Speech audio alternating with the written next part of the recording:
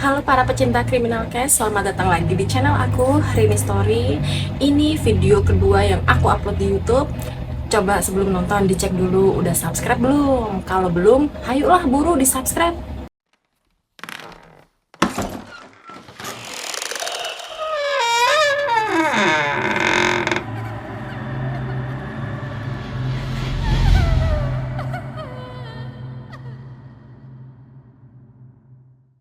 Oke, di video kali ini aku bakal ceritain tentang satu kasus pembunuhan siswi di Jepang yang pelakunya baru ditangkap 14 tahun kemudian. Itu pun si pelaku ini ditangkapnya awalnya bukan karena kasus ini. Ya udah nggak usah banyak cincong, langsung aja dengerin ceritanya. Kitaguchi Satomi, 17 tahun, adalah seorang siswi yang tinggal di kota Hatsukaichi, prefektur Hiroshima, Jepang. Pada tanggal 5 Oktober 2004, Satomi ini pulang sekolah sekitar pukul 2 siang. Lebih cepat dari biasanya karena saat itu dia sedang menjalani ujian akhir semester. Di sana ia tinggal bersama orang tua, nenek, dan adik perempuannya. Tapi hari-harinya si Satomi ini di rumah paling cuma sama nenek dan adik perempuannya doang. Orang tuanya kemana? Ya kerjalah, kalau nggak kerja mau makan apaan? Sesampainya di rumah, Satomi memutuskan untuk tidur siang. Tapi sebelum itu, Satomi pesan sama adiknya buat bangunin jam 4 sore karena dia ada kerja part-time. Udah selesai, udah diiyain sama adiknya, pergilah Satomi menuju kamarnya yang ada di bangunan satunya. Oh ya, rumahnya Satomi itu nggak kayak rumah biasanya. Kalau rumah biasanya kan satu rumah buat satu keluarga. Nah, kalau rumahnya Satomi itu beda. Ibaratnya kayak ada dua bangunan, gedung A sama gedung B, tapi dalam satu komplek. Nah, kamarnya si Satomi ada di gedung B, lantai 2. Gedung A tuh cuma buat rumah intinya gitu loh, ngerti kan? Awalnya baik-baik aja nih, aman. Tapi 1 jam kemudian, sekitar pukul 3 sore, nenek dan adik Satomi mendengar suara teriakan minta tolong dan suara langkah kaki yang menuruni tangga dari bangunan B. Mereka berdua pun bergegas lari menuju ke bangunan B untuk melihat apa yang terjadi. Baru buka pintu, mereka dikejutkan dengan pemandangan yang di mana Satomi tergeletak tidak berdaya, bersimbah darah, dan bersamaan itu di samping tubuh Satomi berdiri seorang pria tidak dikenal yang masih membawa pisau. Melihat kedatangan nenek dan adik Satomi, pria tersebut langsung menyerang mereka berdua. Otomatis dua orang ini lari dong, kabur.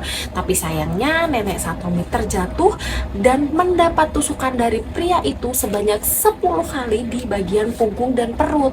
Sementara adik Satomi, dia berhasil kabur.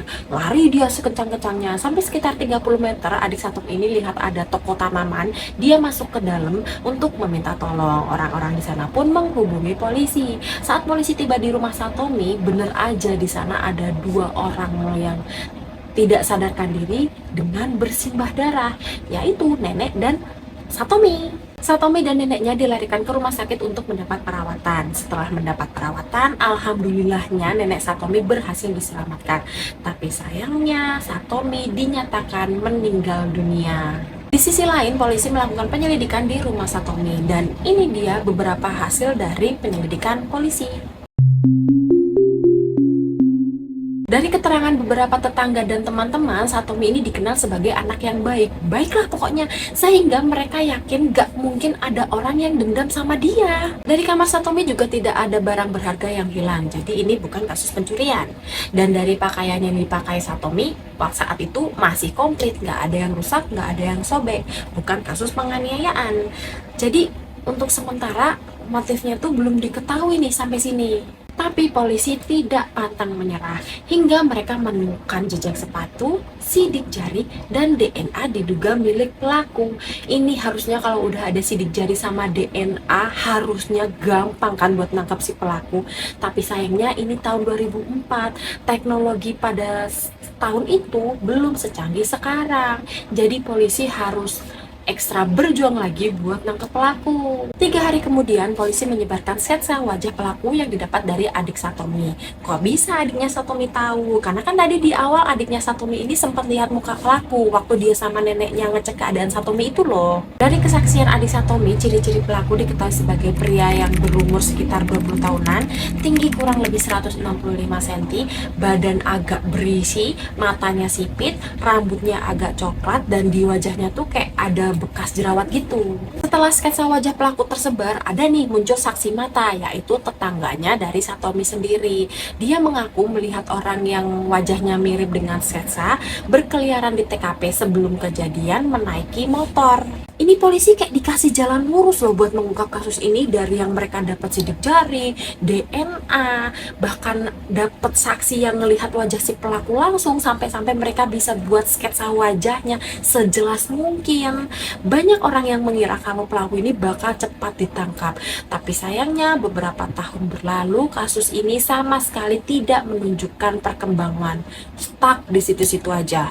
3,5 tahun pun berlalu, tepatnya bulan Maret 2008, polisi membuat pengumuman, membuat sayembara akan memberikan reward uang sebesar 3 juta yen, atau kalau dirupiahin pada saat itu sekitar 380 juta bagi siapapun yang memberikan informasi yang mengarah langsung ke pelaku. Tapi sayangnya meskipun diiming-imingi hadiah sebesar itu, mereka tetap aja nggak menemukan info yang akurat. Bertahun-tahun kasus ini tidak juga menemukan titik terang. Bahkan polisi sempat minta bantuan FBI untuk mengungkap kasus ini, tapi sama aja buntu. Ayah Satomi pun mulai khawatir kalau kasus putrinya ini bakal terlupakan.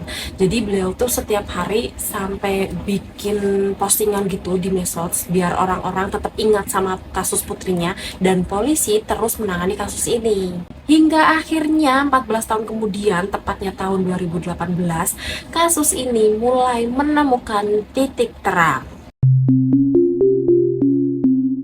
Tepatnya tanggal 13 April 2018 di Prefektur Yamaguchi, seorang pria bernama Kashima Manabu, 35 tahun, diperiksa polisi karena kasus penganiayaan terhadap rekan kerjanya. Setelah diperiksa, dites sidik jarinya, muncul di database polisi kenyataan yang sangat amat mengejutkan. Apa bisa kalian tebak?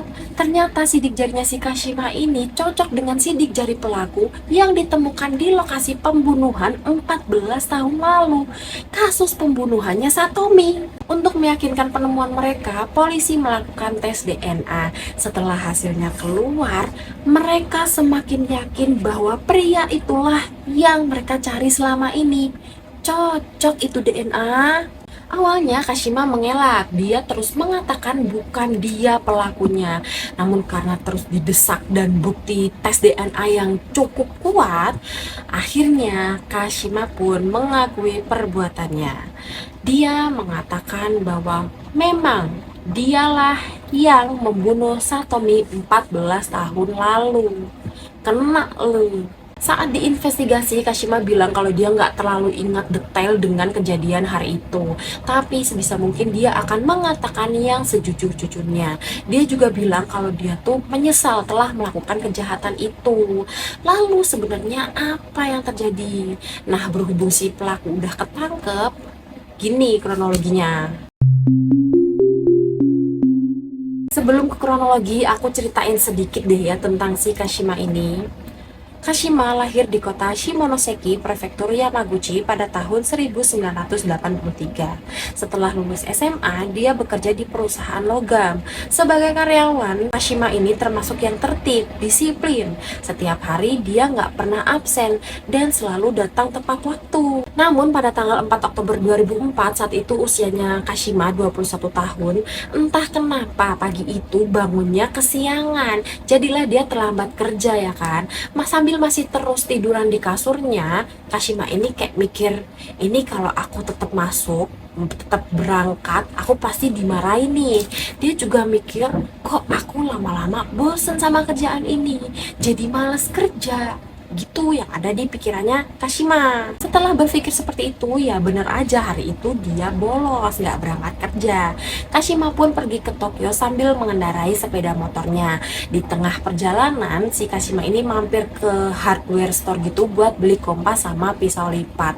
Buat apa? Ternyata gara-gara telat bangun sehari doang, pikirannya Kashima udah kemana-mana. Si kompas sama pisau itu buat dia bertahan di hutan, mau kabur dari kehidupan si Kashima ini. Setelah itu dia pergi ke rumah temannya dan menyerahkan uang sebesar 50.000 yen. Itu uang yang dimiliki si Kashima itu semua jadi dikasihin ke temennya. Pada tanggal 5 Oktober dini hari, Kashima pun meninggalkan kotanya.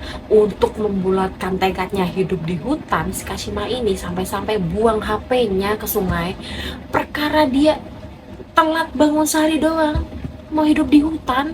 Kashima pun terus mengendarai motornya tanpa arah. Sampai dia masuk kota Hiroshima, dia melihat para gadis SMA baru pulang sekolah. Dan disitulah Kashima malah punya pikiran buat melakukan tindakan asusila. Kashima mulai mencari target dan ketemu. Siapa? Ya, Satomi. Satomi diikutin sampai rumahnya dan sekitar pukul 3 sore, Kashima pun mulai menyusup ke kamar Satomi. Kashima berhasil masuk ke kamar Satomi. Saat sedang tertidur pulas, Satomi dikejutkan dengan todongan pisau ke arah dirinya.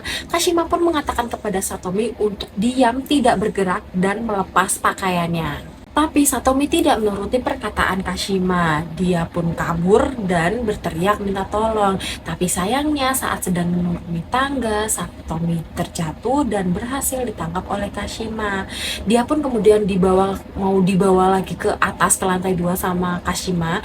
Tapi karena si Satomi ini terus berontak, ya udah tusuk aja sama Kashima.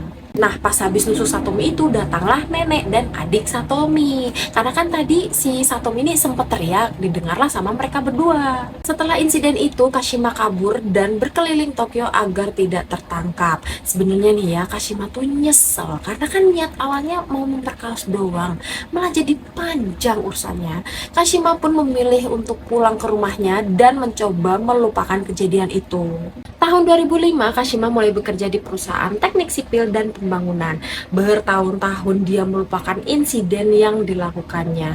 Sampai tahun 2018, entah apa masalahnya, dia menganiaya rekan kerjanya. Ya mulai dari sinilah akhirnya pelarian selama 14 tahun Kashima pun terhenti. Berawal dari kasus penganiayaan dia terhadap rekan kerjanya. Kashima bilang dia lega pas akhirnya dia ditangkap. Alasannya dia nggak menyerahkan diri selama ini ya karena dia nyaman hidup bebas. Ya iyalah, siapa juga yang mau dipenjara. Pada tanggal 18 Maret 2020, Kashima dijatuhi hukuman seumur hidup penjara dan tidak mengajukan banding. Kata dia memang pantas mendapat hukuman itu, makanya nggak mengajukan banding. Oh ya, kalian penasaran nggak sih sama sketsa yang dibuat polisi? Kayak gini nih. Mirip banget kan? Tapi sekali lagi ini kasusnya tahun 2004, teknologi saat itu belum secanggih sekarang. Itulah sebabnya kasus ini tuh lama banget terangnya. Oke, jadi begitulah akhir dari pelarian selama 14 tahun. Jujur aku nggak ngerti sama jalan pikirannya si Kashima. Perkara bangun telat sehari doang jadi panjang ceritanya, jadi berkasus. Dari mukanya aja kayak kelihatan aneh nggak sih personalitinya? Tiba-tiba orang antik. Ya udah, segini aja video dari aku. Selamat berjumpa lagi di video aku selanjutnya. Jangan lupa subscribe, like, komen, dan share. Bye bye.